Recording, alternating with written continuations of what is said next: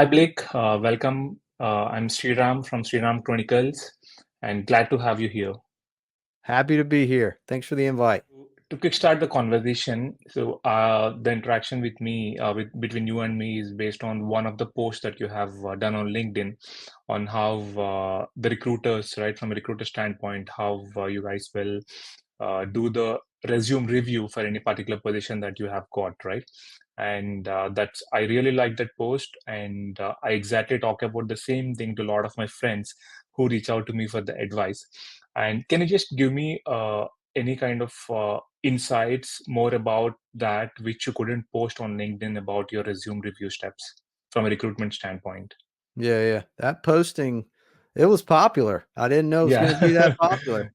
Yeah, I had Yes, to, yeah. I was offering a free resume template there for a while. I had to turn that off because I get so many comments. It was consuming all my day. There, Um, yeah. Right. but yeah. So, there's a lot behind that post. I was just trying to educate the community, folks that are looking for a job about how it's going. What happens behind the scenes. What's a recruiter doing? Because everyone's complaining about, it's the resume black hole. I apply, I never hear anything. Mm, And it's because the HR and talent acquisition people, the recruiters, are going through that same process. And your resume is getting eliminated without even, sometimes it's just in the grid view screen where when folks go into their applicant tracking system, a lot of mhm. times it's parse the information from your resume into the grid view, which looks like an Excel spreadsheet where you got the Right, candidate's right. name, their title, their company name, their last company, just, the highlights of Mhm, their resume. And a lot of times they're rejecting people based on that grid view. So your resume is not even getting looked at first. mm, right. We're going through a process elimination just by looking at this grid view. So Mhm, it's dependent on what gets parsed, which isn't always correct. And it puts a heavy emphasis on um, your job title and the last mhm. company that you were at, and then where you're located. Those three things can disqualify you without even them looking at the full profile. So you just want to be careful when you apply to a job. Tailor your resume, especially the top of Mhm, your resume. You always want to put where you're located. You always want to use your full name.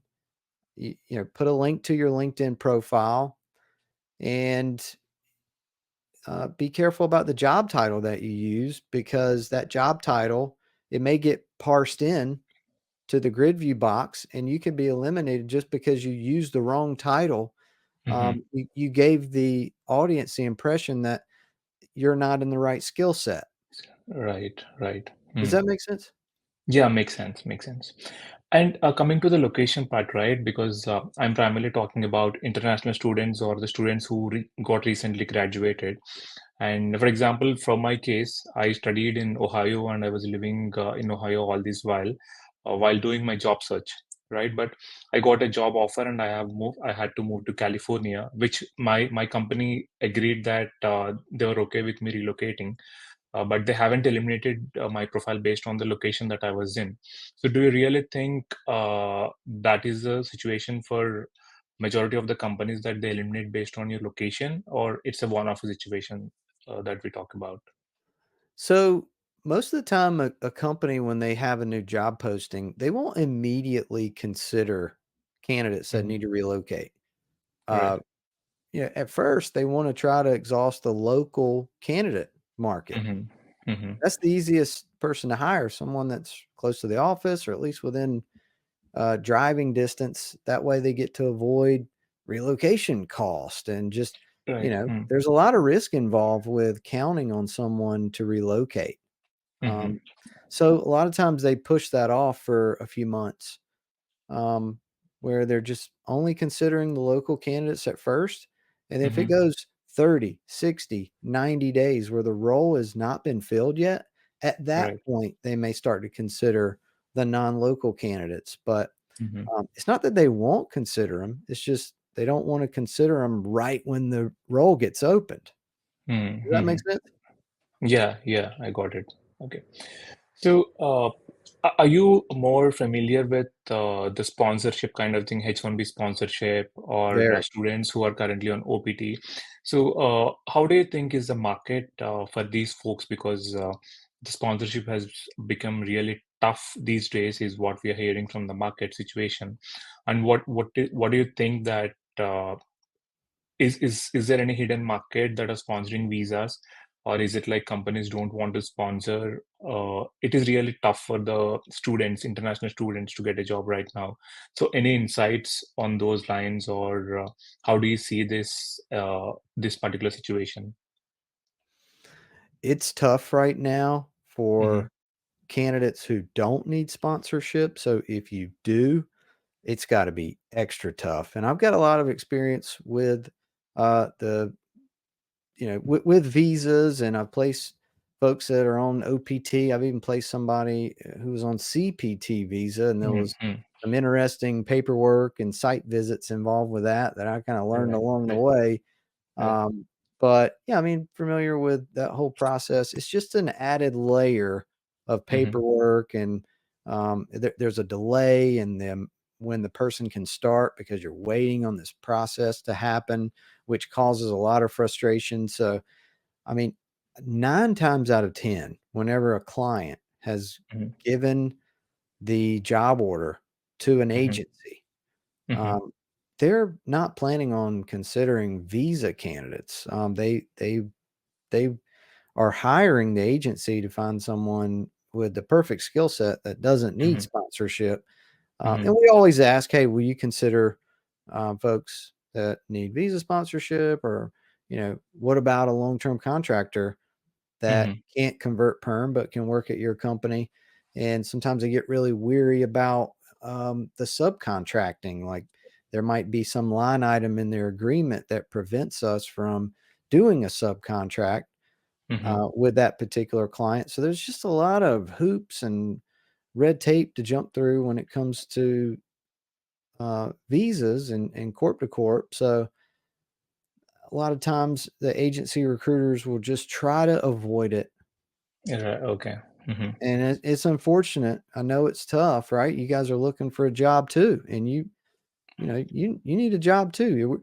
We're not any more or less special, right? Because we Right, don't need right. sponsorship. You're Mm-hmm. human beings. You Mm-hmm. are just as important as anyone else, Anyone, and right. it shouldn't be that difficult. We make it so difficult in America. We'll let you come to college Right. here, but then we make it hard for you to get a job, and you need, this visa or that visa. There's like, how many different visas are there? It'll make your Yeah, head right. spin. It's like, it's ridiculous. So Right. Mm, I don't agree with it, and it's such a pain, and I know it's got to be a struggle for the folks who will in the future or do need sponsorship. So I got a bleeding heart for you guys, and mm, I know it's hard. So and right now you're not alone. It's hard for any job seeker, whether you right. need it or not. So Mm, yeah, I wish I had some advice like how to get around it. So there's a couple of things that you can do to um, you know I feel like if there's a candidate that needs sponsorship or is mhm. working on a corp to corp, there's some dead giveaways when in Okay. regards to their resume. Mhm, And normally they're only using their first name mhm. or their first name and the first letter of their last name. So they're not even sharing their full name. And Right. maybe the corp to corp consultancy has told them, "Hey, don't share your full name. Don't have a Mhm. LinkedIn profile because I don't want anybody to know, Mm, where you're coming from, or, right. be able to steal you away because, you're our consultant." And Mm, they get really aggressive with that stuff. So that's kind of a dead giveaway. And then it gives me pause because if somebody's not even willing to put their full name on their resume, it's like, okay, well, what else are you hiding? right. If you won't even put Right. your full name on your resume, like we Mm, got a problem. mm, So mm, mm. use your full name, put where you're located. It can be you can always just put under your location, willing to relocate right under Mhm. that. Right. Mm. If you're targeting a specific city that you're Mhm. trying to move to and you're applying for jobs in that one city, you're going to move there, regardless, then just use that city in your resume Mm. because you're going to move there, right? So might as well just advertise that you're already there, and then whenever you do get into an interview, just be upfront about it. Hey, look, I'm actually not there right now. I'm moving there. I'm going to be there in 60 days. Mhm. But I'm not there yet, but I am moving there. So just so you know. And then that'll be it. It'll be squashed. It'll be fine. Um, and there's a couple other things um, that are dead giveaways. Mhm. And the first dead giveaway is in the summary of your resume, in the very first page, it's a laundry list of like 20 to 30 bullet points, right? Right. It's Right. I call it bullet point city. Mm. Oh, okay, Okay. here we go Okay. again. Bullet point city, right? Dead City. giveaway. This is either Okay. a visa candidate or a corp to corp. So Mm-hmm. on the first page of your resume, I should be looking at your experience halfway down the page. So you really have Mm-hmm. to limit the amount of real estate you're using for your summary bullet points. And Right. then if Right. I look in this pattern of bullet point city continues all the way down your profile and in your first job, if you have another 20 to 30 bullet points, Mm. little describing what you did in that role, and then the next job is another 20 to 30 bullet points. It's just a dead giveaway. Yeah, right. Right. Makes Don't sense. don't do that. Mm. You really want Mm. to zoom in and only limit the number of bullet points. I mean, if you can get it done in 5, great. 7. I wouldn't use any more than 10 bullet points in a job.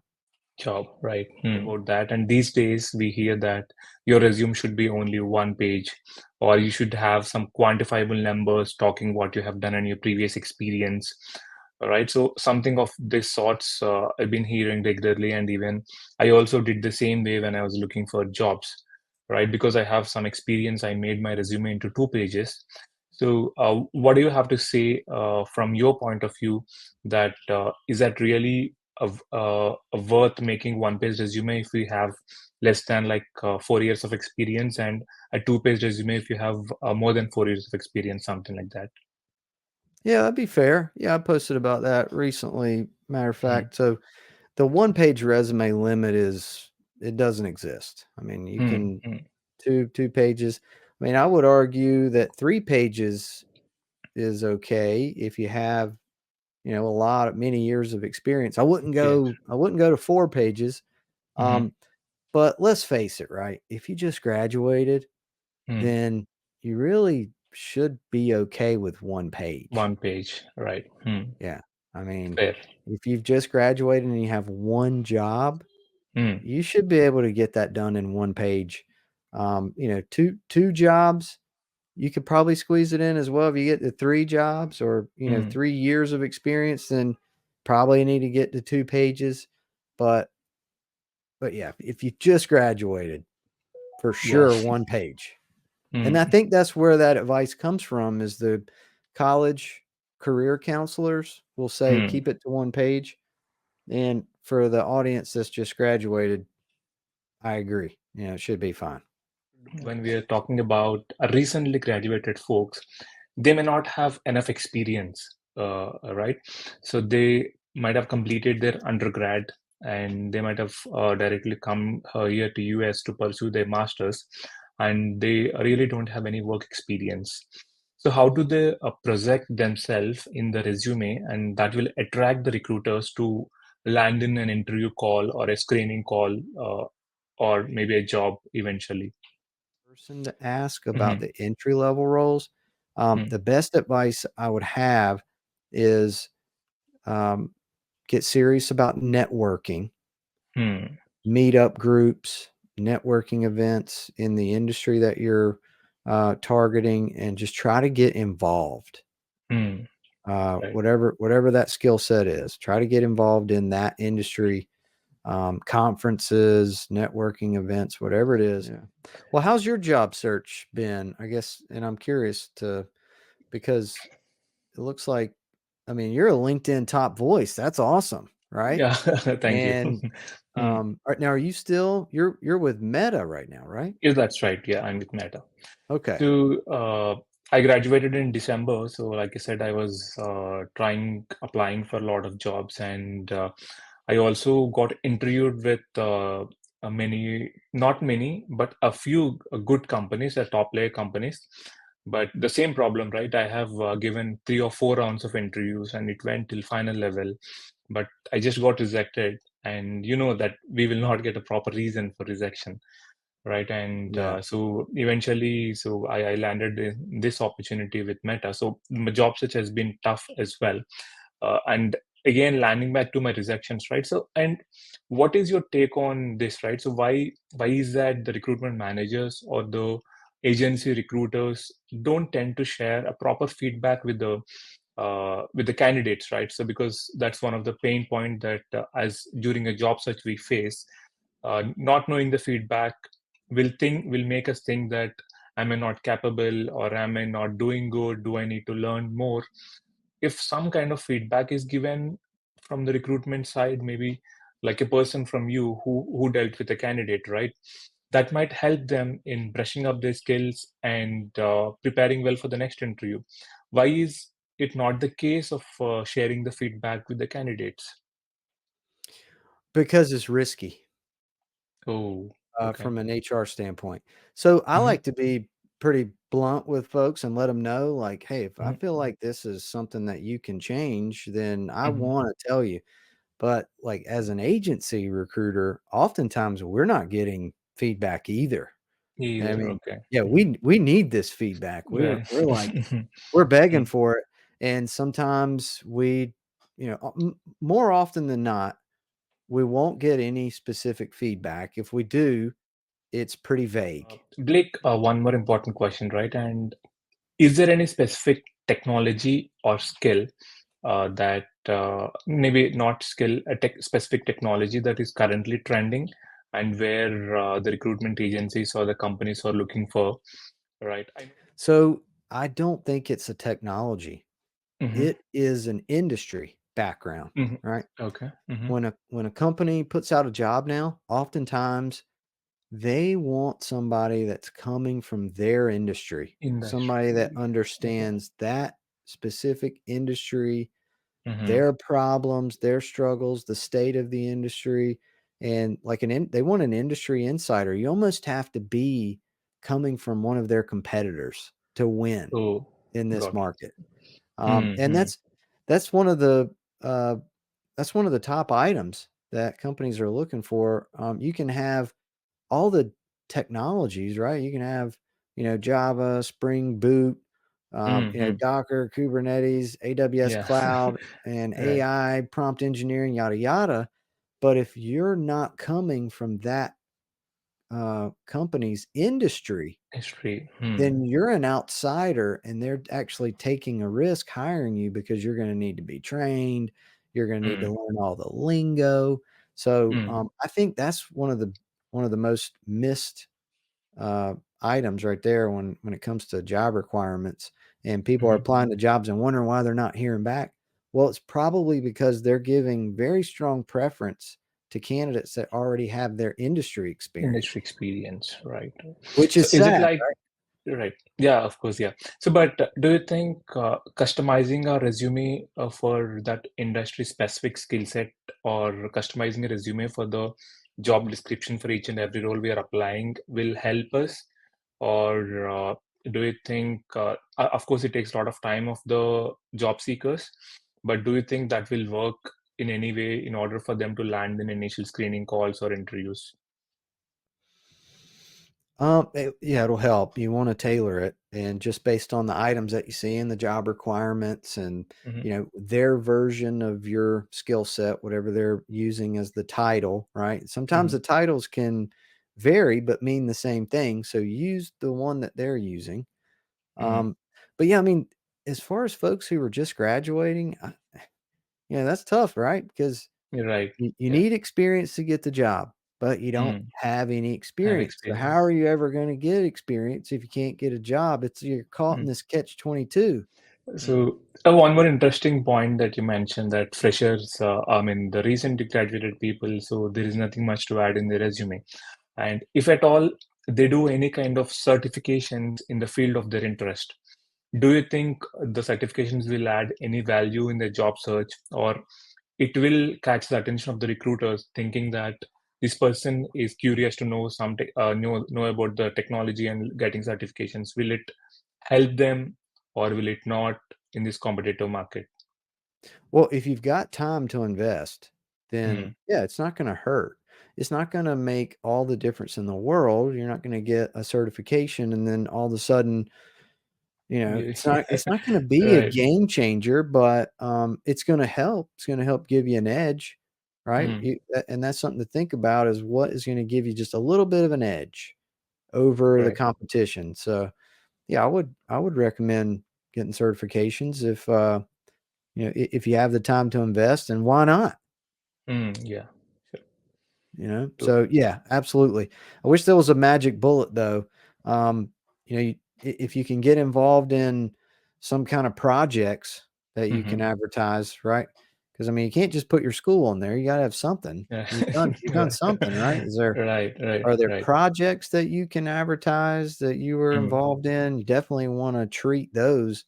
Mm. They need some real estate on your resume, even if it was Right. like a project for senior year or something that you spend a lot of time on. If there's a link to it, and a lot of folks do that. Really want to target the company specifically.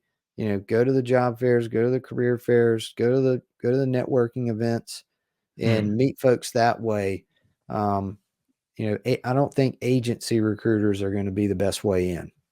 Right. So yesterday I posted a post in my Instagram channel, so saying that I'm talking to you live, and if they have any questions, and if you can just see how many questions I got from people. Oh my goodness. Yeah. So what I'll do is I'll just pick up some of the top questions from this, and I'll just ask you so that because we pretty much covered a lot of things, I'll just pick up some top few questions and ask you so that it will help them, Holy right? moly, that's a lot of Yeah. questions. Yeah, let's Yeah. try There's to a lot of get to them, man. Let's go. yeah. Yeah. Yeah. So first question is the job market really that bad as it is being portrayed right now? Yes, it is. It's Mm, mm, uh it's one of the toughest ones I've seen in my whole career. mm, And yeah, it's tough. And I think it's hit the tech market extremely hard. Yeah, I'm worried about it too, man. I'll be honest. So we got a lot of headwinds right now. It is a tough market. mm. And I hope it ends soon. Right. I really So do. and yeah, so thanks for that, Blake. And one more common question I see from a lot of people is that, see, I get a call from a recruiter as a screening call, and after the call, I will not hear anything from the recruiter. Or what will be the expectations of the recruiter during the screening call? So we're just trying to understand your situation. Mm-hmm, And we're trying to see if you're qualified for a job that we have available right now that's on our desk. mm-hmm, mm-hmm, Um, and we're trying to understand what your salary expectations are. But mm. if you don't hear back, that just means that we don't have anything for you. Right. And it's not that we don't want to place you. It's that And the second most common question is that I'm tailoring my resume according to the job description, and it is like almost 90 to 94% of match I have. And even then, why do my profile is not shortlisted, and why I'm not getting any calls? I mean, it could be for some of the reasons that we've been talking about already, right? Mm, Um, right, right, right. Mm, yeah. Are you leaving stuff off your resume? Are you putting 20 to 30 bullet points? good points. Mm, Are you not using your full name? Is right. it just keyword overload? Like, do you have 10,000 keywords highlighted all Mm, over your resume? Stuff like that just turns people away, right? I would mm, just try to mm, condense it.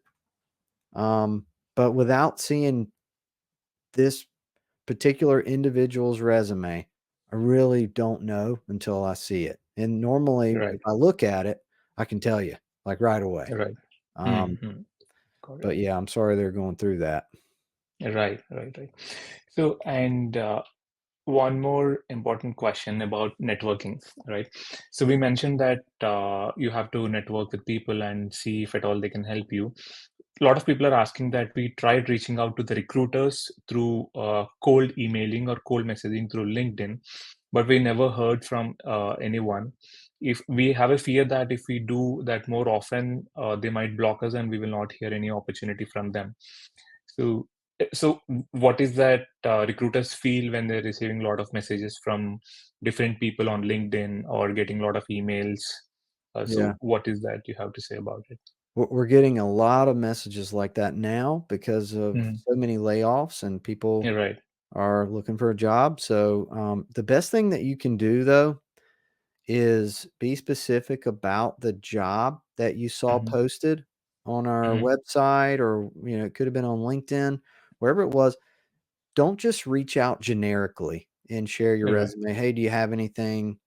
Um, hey, I'm on the job market. Can you find me a job? Those types of messages will often get ignored. But if you Hmm. say, hi, I found this job on your website that I'm qualified for, I'm very interested. Here's a link to the job. Can Hmm. you point me in the right direction? Right. I'll Okay. Hmm. respond to those because, all right, it's a specific role. I can find it, Hmm. right? Hmm. This is easy. And, I can try to point them in the right direction. For Jobbots roles specifically, we always list the person that's hosting the job. It, Hmm. it's Right. it's always at the top of the job posting. Most companies won't do that. They'll keep the name hidden. I wish that wasn't the case, but you can always find out when you're applying to a job at Jobbot who the Hmm. rep is that's hosting the role. So you would want to direct that message to them and not Hmm. some other random person at Jobbot, because we have 500 reps here Right. and That's I yeah. probably don't know anything about the job Right. orders Awesome. that a rep Hmm. in Utah has. You know Hmm. what I mean? Right. Hmm. I got it. Yeah. And do you really think LinkedIn is helping people to get the jobs right now, at least on the last few months? Yeah, LinkedIn is very important. I mean, it's the second place we go. If we see a resume, copy Hmm. and paste the name into LinkedIn. I want to see the profile. Does it match? If the location's left off of their resume, maybe it's on LinkedIn. Hmm. Sometimes the resume and the LinkedIn profile will tell a different story. So we just want to make sure, hey, is this the same? Same. Is Right. this the same person? Is the same skill set? Because there's, some candidates have like 5 or 6 resumes out there, different skill sets, and you never know Right. Right. by the Hmm. resume. People can have one LinkedIn profile. Hmm. So, it's super important. I would do ev I would, if, if I was a job seeker, I'd have my LinkedIn profile completely filled out, you know, no section left unfilled. Everything, it would be an exact replica of my resume and more, and have a banner, professional photo, take advantage of Hmm. all the real estate that you can do. Right. And I would even encourage you to share some content, post some things that, you know, could be relevant to people that visit your profile just to get to know you a little bit. No. Right. Hmm. So highly encourage that. Your LinkedIn presence is super important. It's the second place that recruiters and talent acquisition people go. Right. Perfect. Thank you so much. And one last question for the day, Blake. Uh, so any strategies from your side for the job search in the current market, and what is the typical timeline looks like in order to get a job for one? Yeah. So the timeline can vary. You can get lucky and Hmm. land pretty quickly. And then I've seen some folks that are on the market for a year and a half. I Yeah, mean, right. I yeah, know a few people. Yes. Yeah. Hmm. yeah. So there's no easy answer there. Hmm. Um, and as far as the strategies go, you know, take the advice that I'm trying to give you about the resumes. Um, and when you apply to a role, it's going to go into a database. Somebody's got to review it. You're probably not going to hear right away. Give it Mm, some time, and AI is not going to reject your resume, but a person does have to make time to look over it. So tailor it for every job that you apply to, and then also send that follow-up message to, if the person hosting the job if their name is advertised, mhm, approach them on LinkedIn and send them the URL to the role that you applied to. Hey, I just applied to this job. I'm super interested. I wanted to give you a heads up. Don't mhm. don't write them a book. Just a Yeah. short, sweet Sure. message, Yeah. and Mm, that's all you can do. right. If you Right. do that, you've done everything you can do, right? All right. And don't give up. Don't give up. A lot of times it's just about timing, right? You see a job that's posted, you apply, and sometimes you don't realize that behind the scenes they might be very far down the road in the interview Mm, process and have a couple finalists. mm, And so you gotta catch it at just the right moment. A lot of it's just getting lucky with the timing.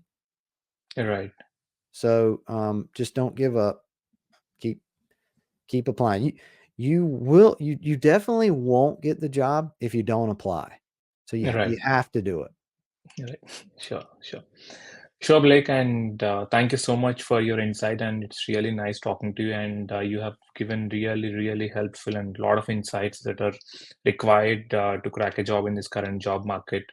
And I'm so glad that I could talk to you today so about this. And thank you so much. And I will look forward for your the LinkedIn posts about the job search strategies, which I can share with a lot of my followers as well on Instagram and YouTube as well. Absolutely. Yeah, you can put a link. I've got some job search strategy videos. They're older. They're much older, Oh, right? okay. My new stuff is all the podcast. Um, but if you go back in time, then I've Mhm. got a 30-minute interview prep video that Okay. it's free. It's all the best Yeah. advice I have. It's all Sure. there for free, right? Yeah. I haven't charged any fees for any of this stuff. I might Mm. have to start, but Yeah. uh, yeah, Yes. yeah, Yeah. it's all there, and it's under Blake Williams for you. I'm sure you'll probably link it or whatnot, but yeah, Yeah. it's Yeah. been a I'll do pleasure, that. man. Yeah. Hopefully this was helpful for a lot of people. Yeah. Sure. Thank you so much and have a good rest of the week. See You you. too. Thank you, Shreer. Have a Bye good one, bye. sir. You too. Bye bye.